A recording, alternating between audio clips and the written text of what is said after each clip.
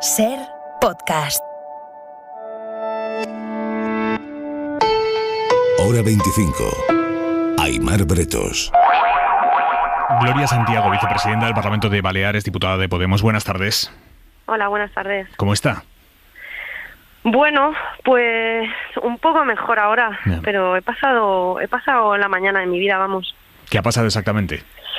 Pues nada, algo tan sencillo como que iba caminando por un tramo del Camino de Santiago, era justo un tramo súper solitario, digamos, no había ninguna casa, ninguna referencia alrededor, y un tipo pues se me acercaba hacia mí caminando rápido. Entonces yo, la primera impresión fue, bueno, se me ha caído algo y este tipo me viene a dar. Y entonces lo miré, me dijo, no, tranquila, que solo voy a mear, me dijo. Se giró y se puso, bueno, yo pensé, bueno, pues lo va a hacer, ¿no? Y seguí caminando, y cuando me di la vuelta, pues el tipo estaba haciendo una paja detrás mía, así, honestamente, o sea, sin paños calientes. Y entonces, pues nada, me asusté muchísimo, o sea, ha sido tremendo el susto. No sé cómo salí a correr con todas las ampollas que tengo en los pies, con todo lo que me duele la rodilla, que no se me ve el tobillo pero salí a correr, eché a correr como prácticamente como si no hubiera mañana, porque realmente pensaba, dije, Dios mío, como este tipo me da alcance. Además era físicamente más grande que yo, y eché a correr y lo pasé fatal. Atiné a sacar el móvil de la riñonera, llamé al primer número que se me ocurrió, el 061, y no sabía tampoco indicarle dónde estábamos, no había ninguna referencia. Claro, me decía la señora, no hay nada que me pueda indicar, pero es que no había nada alrededor, ni una fábrica, nada que pudiera dar ningún dato. Me pareció fatal que no existiese un sistema para detectar desde dónde te estoy llamando, porque puede ser desde el camino, en un sitio así como me había pasado a mí, pero puedo ser a lo mejor una extranjera en medio de la ciudad que tampoco sepa la ciudad. Lo denuncié allí a la señora. Y nada, y me dijo eso, que no eran la NASA, y en fin, lo obvié, y luego me dijo que con quién estaba. Le dije que estaba sola, que por favor, que necesitaba ayuda, que yo no sé, que quisiera algo, que llamara a lo que fuera. Y nada, y entonces me regañó, me dijo que por qué, que cómo que voy sola, que por qué voy sola, que si no había encontrado compañía para que me acompañara al camino, que es que a quién se le ocurre. Y me pareció alucinante, o sea, yo estaba en un estado de verdad de muchísimo miedo, por esos segundos y por la situación, que es que estaba absolutamente en un paraje que no había nada a la redonda, o sea, que es que podría haber sido allí, o sea, me podría haber quedado allí perfectamente, o sea, como otras muchas mujeres les ha pasado, y yo me he sentido fatal. Y encima, claro, me responden que por qué voy sola. Yeah. Pues la verdad que fatal. Y me preocupa, es que esto que estoy contando nos pasa 24 horas, los 7 días de la semana, saliendo del supermercado, en el centro de trabajo, saliendo del trabajo, llegando a casa, saliendo en todos los sitios. Pero eso también está pasando aquí, en el camino. Y ya ha pasado, creo, una noticia hace unos años de una chica que asesinaron. Y claro, pues eso me preocupa, porque me estoy encontrando muchas mujeres solas y muchos hombres solos. Y lo que ocurre es que cuando nos sentamos a charlar por la tarde, el tema de conversación de las mujeres que viajamos solas es el mismo. Es, joder, qué miedo, me dio la salida de Gijón porque son naves industriales, vaya tela este tramo aquí entre Avilés y no sé cuánto, que había un tramo que no sé qué. Pues sí, y todas hablamos del miedo, en lugar de lo que hablan ellos, que es de el chuletón que me he comido, vaya sidra tan buena que me pusieron en otro lado. Nosotras predomina el miedo. Y eso es lo que está pasando, y eso es lo que pasa en el Camino de Santiago, que las mujeres mayoritariamente o sea, nos lo pasamos lo bien que se puede, pero tenemos un hándicap que no nos lo podemos quitar. Y es que vivimos en constante miedo, con constante amenaza. Y eso me ha pasado hoy a mí. ¿Ha podido poner denuncia ante la Guardia Civil? He ido a la Guardia Civil, he denunciado, se han portado muy bien, tengo que decirlo, que en todo momento han estado, incluso una patrulla ha salido mientras yo seguía prestando declaración. Ha salido una patrulla al lugar donde yo les he señalado para mirar por allí, para vigilar un poco y tal.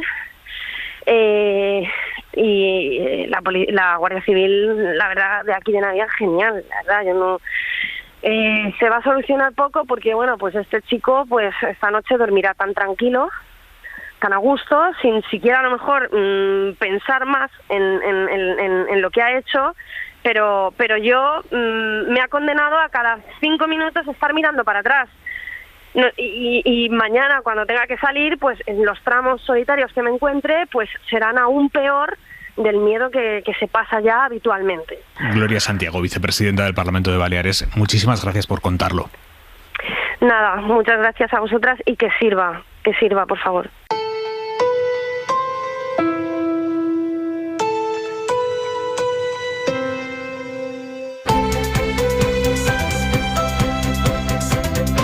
En la cadena SER, Hora 25.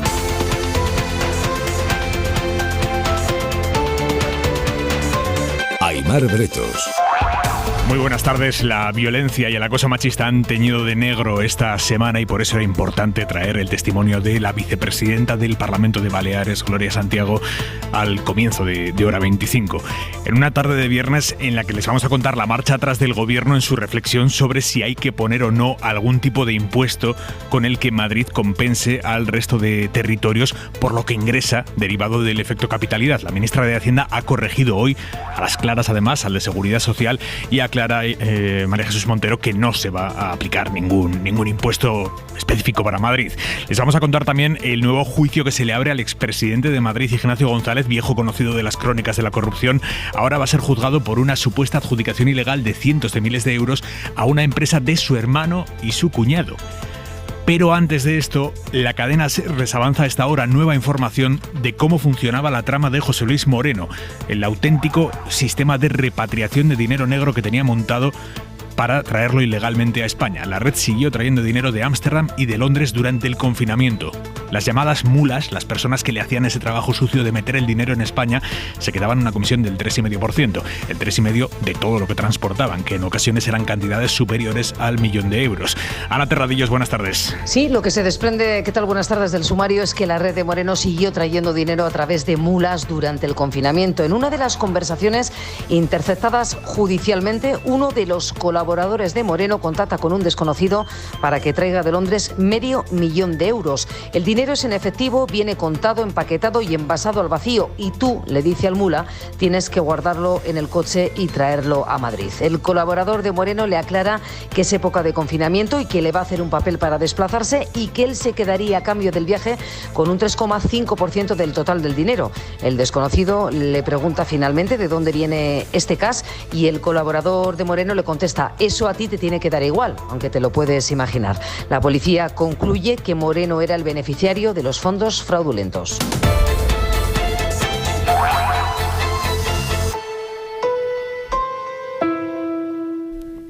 No habrá ningún tipo de tasa o impuesto específico para Madrid por su efecto capitalidad. La ministra de Hacienda, María Jesús Montero, ha corregido hoy en público a su compañero de Seguridad Social, José Luis Escrivá, que ayer respaldó el debate sobre si Madrid tiene que compensar al resto de territorios por lo que ingresa por tener todas las instituciones del Estado en su territorio, por tener los funcionarios, las empresas, las rentas altas derivadas de esas sedes de empresas. Dice Montero que se acabó el debate, que el gobierno no se va a meter en esa batalla. Carlos Sevilla, buenas tardes. Buenas tardes, sí, una propuesta que no ha tenido el apoyo de comunidades de distinto signo político, ni del PP como Galicia, Alberto Núñez Feijóo. Y desde el punto de vista de la oportunidad me parece una evidente equivocación. Por tanto, pido un poco de sosiego y de responsabilidad. Y tampoco han apoyado la idea comunidades del PSOE como Extremadura. Su consejera de Hacienda, Pilar Blanco, esta mañana en la SER. Tenemos que pensar en qué modelo fiscal queremos. Y les repito, es que lo demás son ocurrencias, es confrontación, y Extremadura no está en ese debate. Un debate que ha terminado cerrando la ministra de Hacienda. Este gobierno nunca va a hacer una política que enfrente a los territorios. Y se lo digo con esa contundencia y con esa claridad. Esa propuesta no está en la agenda del Gobierno ni lo va a estar nunca. Eso sí, Montero ha acusado al PP de jugar al victimismo y de buscar la polémica donde no la hay. Suma y sigue para Ignacio González. El expresidente de la Comunidad de Madrid va a tener que sentarse en el banquillo de los acusados de la Audiencia Nacional y van tres causas por las que le pide la Fiscalía en total 18 años de cárcel. Ahora tendrá que responder por el presunto amaño en la adjudicación del campo de golf que el PP de Madrid construyó con dinero público en el centro de la capital. Según el juez, parte de ese dinero público de la Comunidad de Madrid lo desvió González a una empresa de su hermano y su cuñado.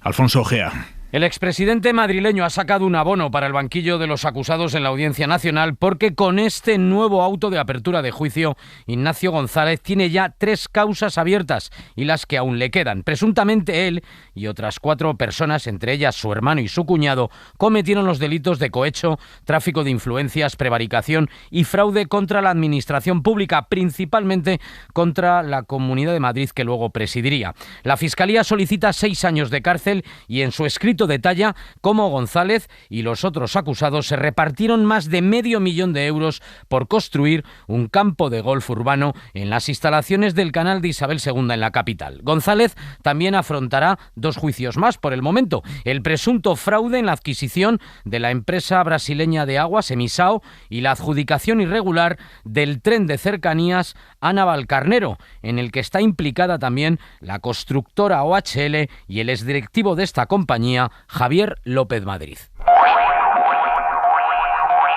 Termina la semana con la incidencia acumulada del coronavirus bajando por fin de 600 casos por cada 100.000 habitantes, que ya es poco consuelo estar justo por debajo de los 600 casos, pero es que es la primera vez desde el 19 de julio. Nicolás Castellano, buenas tardes. Buenas tardes. Los 21.500 contagios que notifica hoy Sanidad, 10.500 en las últimas 24 horas, son casi 4.300 menos que los que se notificaban hace solo una semana. Así, la incidencia acumulada 14 días baja por primera vez en semanas de los 600 casos por cada 100.000 habitantes. Madrid, Cataluña, Euskadi y Castilla y León siguen siendo las comunidades con más contagios. El informe de Sanidad refleja que se han registrado además otras 75 muertes con coronavirus en nuestro país, 31 más que hace 7 días. Se superan los 82.000 muertos con prueba diagnóstica positiva por la pandemia en nuestro país. Con respecto al informe de vacunación, más de 440.000 dosis administradas en las últimas horas. Así, España se acerca a casi el 60% de la población vacunada con la pauta completa, se queda en el 59,5% y casi el 70% de la población ha recibido al menos una dosis. Y Madrid da el paso y abre en España el debate sobre la tercera dosis. La tercera dosis que otros países como Alemania, Francia o Israel han dicho que van a aplicar ya, por mucho que la OMS diga que no. Aquí en España, el gobierno central insiste en que todavía no, nos lo dijo anoche aquí en Hora 25 la ministra de Ciencia.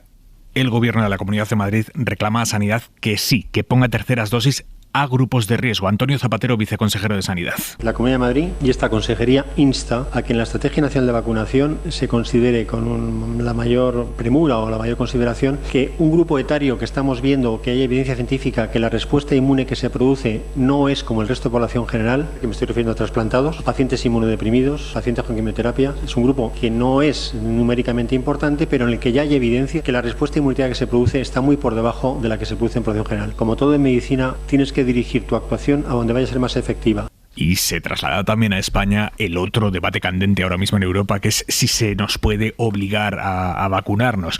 El Tribunal Constitucional francés sentenció ayer que la vacunación obligatoria de los sanitarios es una medida completamente constitucional. Y aquí en España son 5 las comunidades autónomas que reclaman que los profesionales sanitarios y los trabajadores de las residencias sean vacunados, quieran o no, en contra del criterio que ha mantenido hasta ahora Sanidad. No vacunarlos por la fuerza, evidentemente, pero que no puedan ir a trabajar en esos centros tan delicados si no se vacunan. Gillian Ayala, buenas tardes. Sí, buenas tardes. De momento, Sanidad descarta la medida porque asegura que en España no es necesaria la obligatoriedad de las personas para vacunarse porque ya acuden masivamente a vacunarse. Recordemos que por ley, en España, en circunstancias ordinarias, no se puede obligar a la población a vacunarse, pero hay una excepción, que es cuando esa obligatoriedad es excepcional porque peligra la salud pública. completa. Y eso es lo que están avalando y lo que están estudiando 5 comunidades. La primera fue Galicia, también lo estudia Cantabria, Andalucía, Murcia y Euskadi. Y lo hacen precisamente ante el repunte de contagios que se ha registrado especialmente en las últimas semanas en las residencias de mayores, con cientos de contagios y ya residentes fallecidos con pauta completa. La transmisión del virus en estos centros se está asociando sobre todo a ese personal que no está vacunado y a la expansión de la variante Delta. El pasaporte COVID, la confirmación de la doble vacunación que algunas comunidades están pidiendo ya para permitir el acceso en bares y restaurantes. Este pasaporte COVID se está topando con las reservas de los jueces. En Canarias ya lo tumbaron y hoy lo ha hecho cautelarmente la justicia de Cantabria. El Tribunal Superior de Justicia de esa comunidad deja sin efecto la norma del gobierno de Revilla que obligaba a enseñar la doble pauta de vacunación para poder entrar en los locales. Radio Santander, Jara Sánchez. Buenas tardes. Es la segunda vez que el tribunal deja sin efecto la medida del cierre de la hostelería en Cantabria. En el auto de hoy, los jueces admiten las peticiones de la Asociación Empresarial de Hostelería de Cantabria y deja sin efecto el anexo de la resolución del 3 de agosto en la que se eleva a 27 municipios a nivel 3 de alerta por coronavirus, por lo que el interior de los bares y restaurantes están abiertos y con ello el pasaporte COVID deja de ser obligatorio para acceder a ellos. En su auto, el tribunal considera que la medida resulta un perjuicio para el sector.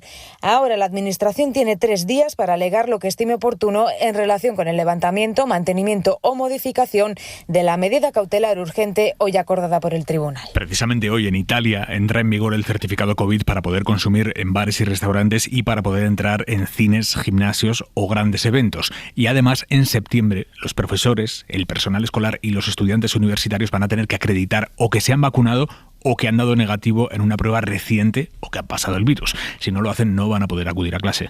Roma, Joan Soles, buenas tardes. Buenas tardes. Desde hoy es obligatorio exhibir el Certificado Europeo de Vacunación en restaurantes y locales de ocio. A partir de septiembre, para pasajeros del transporte de medio y largo recorrido, para profesores de escuelas y universidades, con suspensión de sueldo y empleo a los indisciplinados, la misma medida que está estudiando el gobierno italiano para acceder al lugar de trabajo a partir de otoño. Vaccinatevi e rispetate le regole. Vacunarse y respetar las reglas, ha pedido esta mañana el primer ministro Draghi. Mientras en las calles de las grandes ciudades siguen las manifestaciones todas las tardes contra la exigencia del certificado, que según el ministro de Sanidad, Speranza, come strumento per tutelare le libertà. Es instrumento de tutela de la libertad. Precisamente la visión contraria de los manifestantes que exigen la libertad de no tener que presentar el certificado. Para la mayoría de italianos es, sin embargo, como el carnet de conducir. Sin él no se circula. Esperemos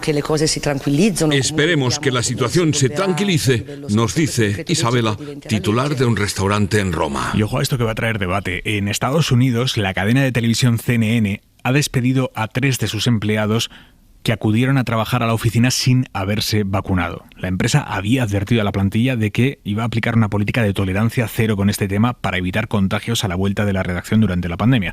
Los empleados podían seguir teletrabajando si no querían vacunarse, pero no podían ir a la oficina sin estar vacunados. 3 empleados incumplieron eso, llegaron a las oficinas sin haberse vacunado y los han despedido. Y no es la única empresa que está tomando medidas así. Informa desde Nueva York, Sara Yáñez. CNN no es un caso aislado. United Airlines requerirá a sus más de 6.000 empleados en Estados Unidos que se vacunen contra el COVID a más tardar el 25 de octubre o sus trabajos estarán en peligro. Hasta ahora, la compañía intentaba incentivar la vacunación entre sus empleados con bonos o días de vacaciones y pedía a los empleados recién contratados una prueba de vacunación. Por su parte, el presidente de Estados Unidos, Joe Biden, anunció que los empleados públicos tendrían o que mostrar 1 o 2 veces por semana una prueba negativa de COVID o estar vacunados. La policía ha detenido al supuesto autor del ataque con un cóctel molotov a la sede de Podemos en Cartagena el pasado mes de abril. Se trata de un joven de 20 años al que los agentes han incautado todo tipo de material neonazi, dagas con esvásticas, un hacha, puños americanos y también libros y ropa con simbología ultra. Radio Murcia, Maica Sánchez. El detenido es un joven español de 20 años e ideología neonazi al que se le atribuye el lanzamiento del cóctel molotov que provocó el incendio de la sede de Podemos en Cartagena el pasado mes de abril.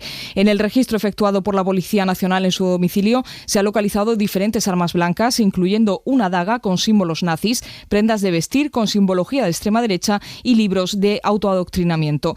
El secretario general de Podemos en la región de Murcia, Javier Sánchez Serna, Cartagena atribuye las 6 agresiones que ha sufrido ya su sede en Cartagena al clima de violencia que alimenta la extrema derecha. Este ataque no es la obra de un desequilibrado que actúa por cuenta propia, no es la obra de un lobo solitario. Este ataque se produce en medio de un caldo de violencia alimentado por la extrema derecha y sus discursos del odio.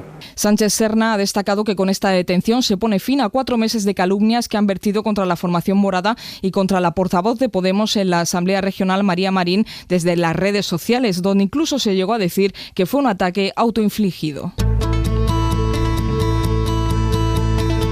Son por lo menos 42 los muertos en un nuevo naufragio de personas, la gran mayoría mujeres y niños, que intentaban llegar a España en patera desde África. Nicolás Castellano. Son 30 mujeres, 8 niños y 4 hombres las víctimas de esta tragedia en aguas del Sáhara Occidental, según los testimonios de los 10 únicos supervivientes que han contactado con el colectivo Caminando Fronteras. Clave ha sido el testimonio de una de las madres que ha perdido a 2 de sus hijos ahogados. El único cuerpo recuperado es el de su pequeña, Elena Maleno. La mujer con la que pudimos hablar, la mamá, por lo menos el cuerpo de su hija se ha recuperado, está en la morgue de Dakhla y hoy se iban a iniciar las labores de identificación porque, bueno, lo que ella quería, sobre todo en estos momentos tan duros, era poder enterrarla dignamente. Caminando Fronteras alerta de que en la ruta canaria hay otras 3 embarcaciones perdidas que salieron también de Villa Cisneros y desde el Ayun, con un total de más de 170 personas. La tuvieron retenida contra su voluntad al menos 2 días, privándola de comer y de beber, administrándole drogas y violándola en grupo. Es una nueva agresión sexual en manada, en este caso en Zaragoza, agresión por la que se ha detenido a 3 hombres, 3 miembros de la banda Dominican Don't Play. Radio Zaragoza, Esther Orera. La investigación comenzó por 16 vídeos intervenidos en marzo en la detención de los cabecillas de la banda, en los que se veía a varios hombres manteniendo relaciones no consentidas con una mujer. Rubén Nido, portavoz de la Policía Nacional en Aragón. Según las primeras investigaciones, esta mujer no habría dado consentimiento para mantener estas relaciones y los autores habrían utilizado sustancias alucinógenas para llevar a cabo su propósito. La víctima estuvo retenida ilegalmente durante 2 días y la privaron de alimentación y bebida.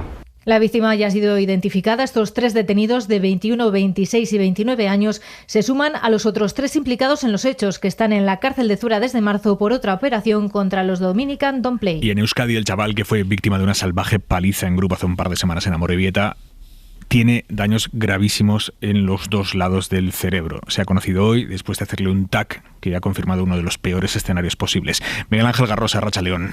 Hola, buenas tardes. Las últimas pruebas médicas han desvelado que el estado de Alexander, de 23 años, es más preocupante de lo que se pensaba. La familia ha explicado hace unos minutos a las puertas del Hospital de Cruces que tras el TAC que se le ha realizado, los médicos han visto que tiene afectados ambos lados del cerebro, una afección con bastantes daños, por lo que en caso de sobrevivir tendría graves secuelas. Hasta hoy, recordamos, 14 de los presuntos participantes en esa agresión de Amorebieta han sido detenidos. 6 están en prisión y otros 7 en un centro de menores. El otro está en libertad con cargos.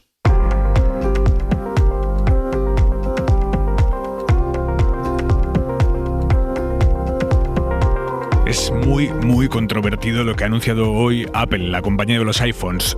La empresa va a empezar a chequear todas las imágenes que guarden los usuarios en sus iPhones, por ahora en Estados Unidos, y lo va a hacer para detectar imágenes pedófilas. Es un paso con un fin loable, detectar la pedofilia, denunciarla, pero que puede suponer un clavo más en el ataúd de la privacidad de los usuarios, que el fabricante de mi móvil chequee, aunque sea informáticamente, todas mis fotos privadas sin orden judicial. Sira Valdés.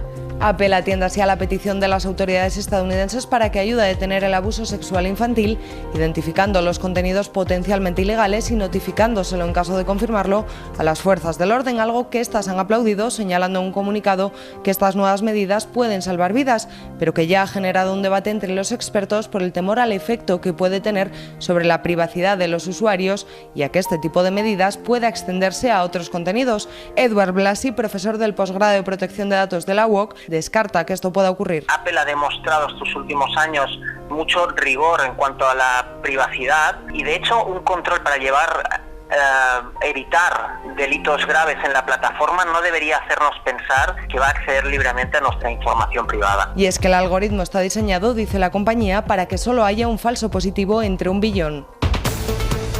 Suscríbete a Hora 25. Todos los episodios y contenidos adicionales en la app de Cadena SER y en nuestros canales de Apple Podcast, Spotify, iVoox, Google Podcast y YouTube. Escúchanos en directo en la SER de lunes a viernes a las 8 de la tarde.